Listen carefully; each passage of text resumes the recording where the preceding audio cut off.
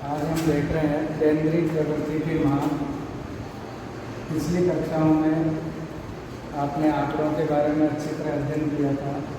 उसमें आपने देखा होगा एक तो होता था प्रारंभिक आंकड़े और दूसरा होता था द्वितीयक आंकड़े। कक्षा 10 में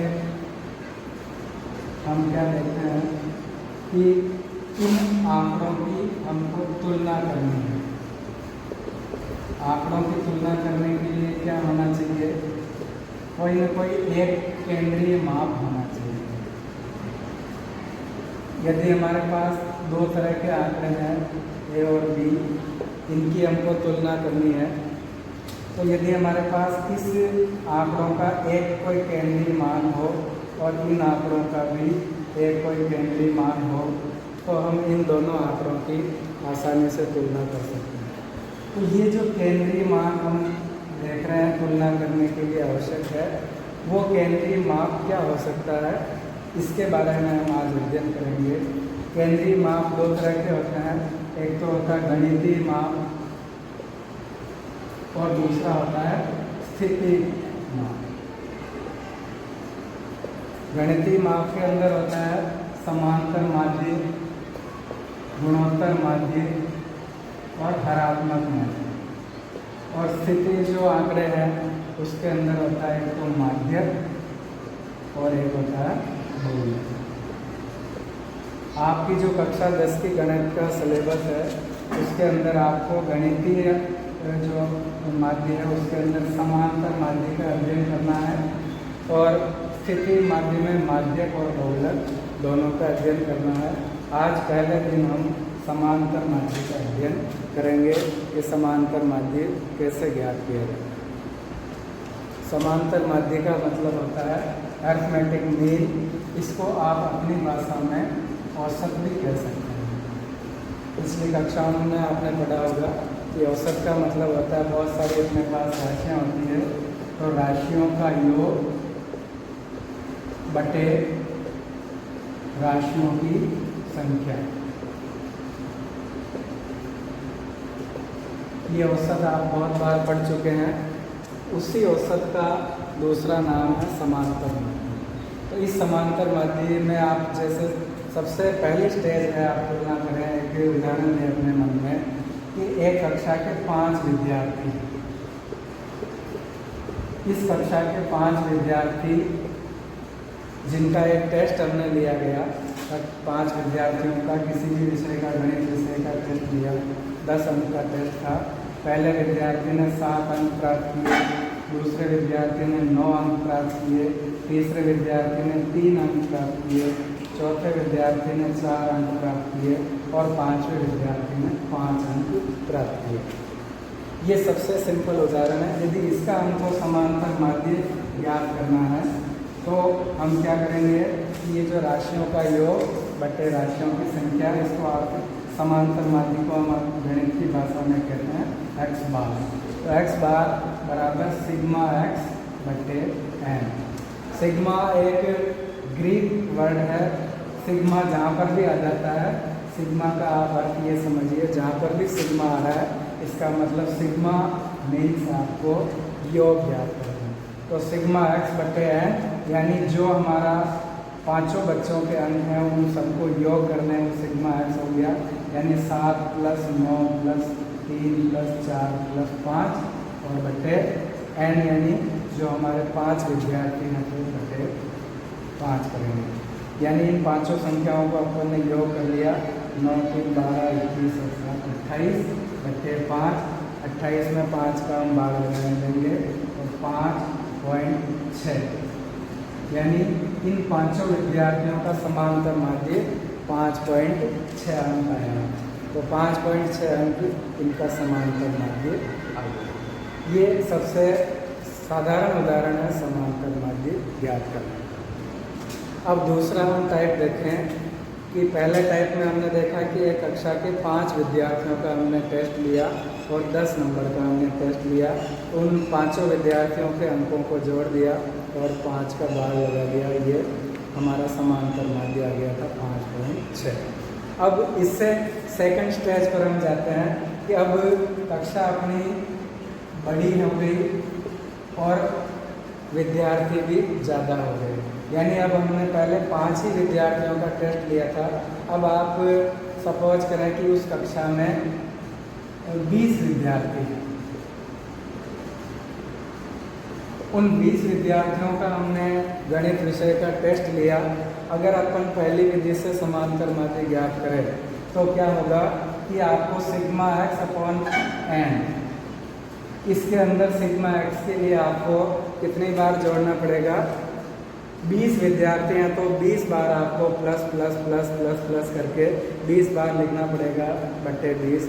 और इससे भी ऊपर आप जाएँ, मान लीजिए 50 विद्यार्थी हैं या 25 विद्यार्थी हैं, तो आपको ये जो कैलकुलेशन है सिग्मा एक्स की बहुत अधिक बढ़ जाएगी। तब हम उसको क्या करते हैं, यदि आंकड़ों का विस्तार अधिक हो तब हम दूसरा तरीका काम में लेते हैं कि सिग्मा एक्स आपका जो माध्य है एक्स बार बराबर सिग्मा एफ एक्स बटे सिग्मा। ये सूत्र काम में लेंगे, सिग्मा एफ एक्स बटे सिग्मा एक्स। आपको दिख रहा होगा कि ये जो एफ है ये इसमें एक्स्ट्रा आ गया। ये एफ क्या है? ये एफ ये है कि जो हमारे 20 विद्यार्थी हैं उसकी हम एक बारंबारता सारणी बनाते हैं और बारंबारता सारणी बना करके फिर ये सूत्र हम काम में लेते हैं। अब जो हम दूसरा उदाहरण देख रहे हैं, अभी आपको बताया कि कक्षा वही है, अब विद्यार्थी हमारे पास 20 आ गए, तो 20 विद्यार्थियों को हम एक बारंबारता सारणी बना लेते हैं। टेस्ट हमारा वही था, 5 ही नंबर का हमने टेस्ट लिया और विद्यार्थी अब हमारे पास पहले 5 विद्यार्थी थे और अब कितने हो गए? 20 विद्यार्थी हो गए। तो हमको 20 बार जोड़ना पड़ेगा। उस 20 बार नहीं जोड़े उसके लिए हमने एक बारंबारता सारणी बना ली। ये सारणी आप कक्षा 8-9 में पढ़ चुके हो। तो 0, 1, 2, 3, 4, 5 अंक हैं और 0 अंक लाने वाले विद्यार्थी 2 हैं, 1 वाले 5 हैं, 3 वाले 3 हैं, 5 वाले 2 हैं। इस प्रकार कुल विद्यार्थियों की जो संख्या है इसको हम सिग्मा एफ कहते हैं। तो सिग्मा एफ बराबर आप इसको जोड़ लीजिए, 20 आ गए। और इसके अंदर आपको एक्स्ट्रा काम क्या करना, विद्यार्थियों की संख्या जो है उसको हम कहते हैं एफ और ये अंक है उसको अपन कहते हैं एन, जो अपना पहले वाला मान है। तो इस एफ को जोड़ लिया तो 20 आ गया और ये अंक जो है वो एक्स आ गया। इन दोनों का गुणा करके यहाँ लिख देते हैं। जो आपको सूत्र बताया था एक्स बार बराबर सिग्मा एफ एक्स बटे हुए सिग्मा एफ, तो उस सूत्र में आपको एफ एक्स की ज़रूरत पड़ेगी। तो एफ एक्स के लिए हम क्या करेंगे, इन दोनों को एफ इंटू एक्स गुणा कर करके लिख देते हैं। ये 0 आ गया, ये 5 आ गया, ये 3 इंटू 2 6, ये 9 आ गया, ये 20 आ गया और ये लास्ट में आपका 10 आ गया। इसको जोड़ेंगे सिग्मा एफ एक्स, इन सबको जोड़ लीजिए, आपका 20, 10, 30, 39 और ये हो गए 45 और 5 50। तो हमारे सूत्र में यहाँ पर क्या मान आ गए कि सिग्मा एफ एक्स बराबर तो आ गया 50 और सिग्मा एफ बराबर आपको पता है 20। तो पुनः समांतर माध्य एक्स बार बराबर सिग्मा एफ एक्स बटे सिग्मा एक्स यानी 50 बटे 20, यानी 0 से 0 कट गया, 5 बटे 2 मीन्स एक्स बार बराबर 2.5। और यहाँ अंक लिखना नहीं भूलें, जो यहाँ पर है वही मात्रक यहाँ लिखना है, नहीं हो तो नहीं लिखना है। यहाँ ऊंचाई हो सेंटीमीटर में तो यहाँ सेंटीमीटर लिखें, किलोग्राम हो किलोग्राम लिखें, कुछ नहीं हो तो कुछ नहीं लिखना। ये हमारा समांतर माध्य इन आंकड़ों का 2.5 आया। अब अपन आंकड़ों का जो समांतर माध्य पढ़ रहे हैं उसमें टाइप थर्ड देखें। टाइप फर्स्ट में आपने देखा केवल 5 विद्यार्थियों का आंकड़ा था, टाइप सेकंड में हमने देखा 20 विद्यार्थियों का आंकड़ा था और टाइप थर्ड उससे और आंकड़ों का और अधिक विस्तार हुआ। अब आप सोचिए कि एक बहुत बड़ी कक्षा है, पुनः कक्षा 10 का ही हम बात करें कि कक्षा 10 के गणित विषय का हमने अर्धवार्षिक परीक्षा का अंक निकाले। पता है आपको अर्धवार्षिक परीक्षा कितने अंक की होती है? 70 अंकों की होती है। तो 70 अंकों का हमने एग्ज़ाम लिया। तो आप सोच सकते हैं कि जो बच्चा है वो 0 से लेकर के 70 यानी कुल 71 प्रकार के वो अंक ला सकता है। तो यदि आप इस तरह आप अभी जैसे हमने लिखा x, तो कितनी बार लिखना पड़ेगा? 0, 1, 2, 3, 4, 5, 71 बार। उसकी बजाय अब 71 बार लिख करके बारंबारता निकालें, फिर एफ करें तो और लंबी कैलकुलेशन होगी। उसके बनिस्बत हम एक दूसरे तरह की जो अपने संतत आंकड़े रहते हैं उसकी वर्गीकृत बारंबारता सारणी बनाते हैं। उसको कहते हैं वर्गीकृत बारंबारता सारणी। इसमें क्या करते हैं कि हम आंकड़ों के वर्ग बना लेते हैं। नाम से स्पष्ट है वर्गीकृत, यानी वहाँ पर वर्ग आएंगे, उन आंकड़ों का वर्ग बना करके और बारंबारता सारणी। जब आंकड़ों का विस्तार अधिक हो तब हम वर्गीकृत बारंबारता सारणी तैयार करते हैं। वर्गीकृत का जैसा कि आपको बताया था कि हम 5-5 का या 10-10 का या 20-20 का, यदि आंकड़े और अधिक है, किसी गांव की आपने जनसंख्या का आंकड़ा तैयार किया तो आपको 100 का भी वर्ग लेना पड़ सकता है।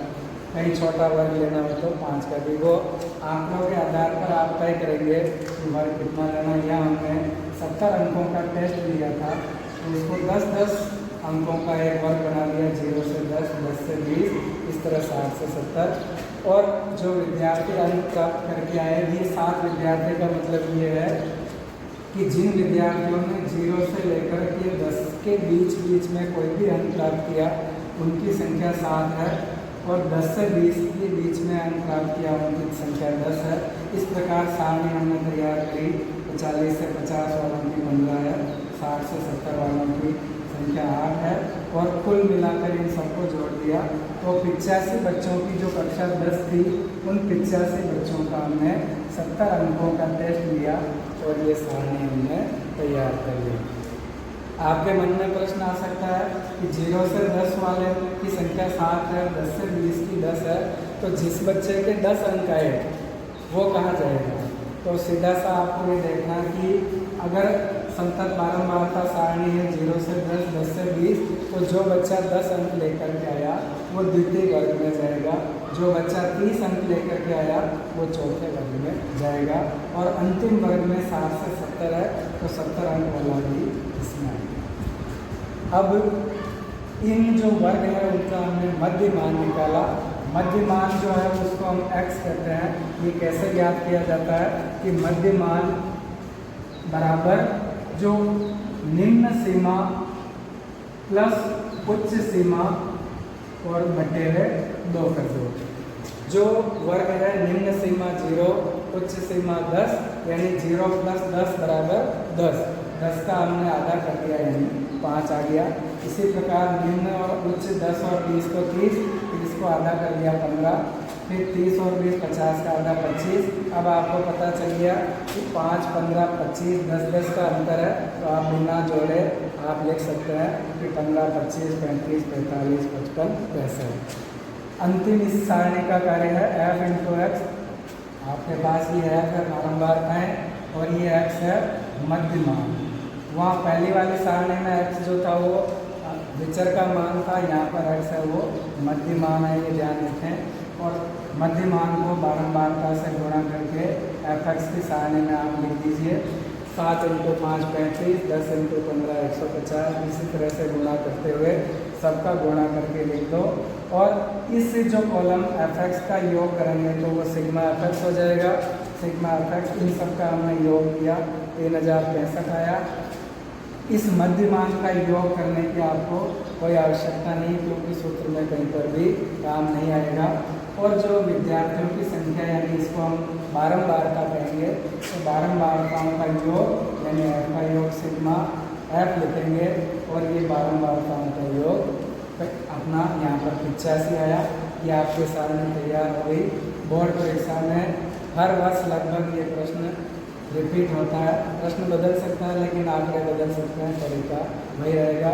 अब इस प्रश्न का सेकंड पार्ट ये तो हमने सारणी बनाई बारंबारता सारणी, और इसके बाद में सूत्र के द्वारा हम मान निकालेंगे कि x बार बराबर सिग्मा f(x) बटे सिग्मा है। सूत्र वही है पहले वाला ही, सिग्मा f(x) इस f(x) का योग और सिग्मा f आपकी बारंबारताओं का योग। यहाँ पर लिख देंगे x बार बराबर सिग्मा f(x) बटे सिग्मा f बराबर 3065 बटे सिग्मा f बारंबारताओं का योग आपको पता है 85। तो 3065 में आप 85 का भाग लगाएंगे। गणितीय विधि से आप इसको 5 का भाग दोनों में जाता है काट करके, और लास्ट में भाग लगाएंगे तो आपका एक्स बार बराबर 36.058। कोई सा भी प्रश्न हो, यदि पूरा भाग नहीं जाता है तो आपको 10 के 3 अंकों तक आपको मान निकालना है, और 3 अंकों तक मान निकालने के बाद उसको 2 अंकों में राउंड ऑफ करना है। राउंड ऑफ कैसे करना है कि जैसे आप देखते हो सिक्का 50 का और 1 रुपये का चलता है, तो मान लीजिए 55 पैसा है तो 1 रुपया कर देंगे, 40 पैसा है तो पिछला आपको राउंड ऑफ उसको हटा देंगे।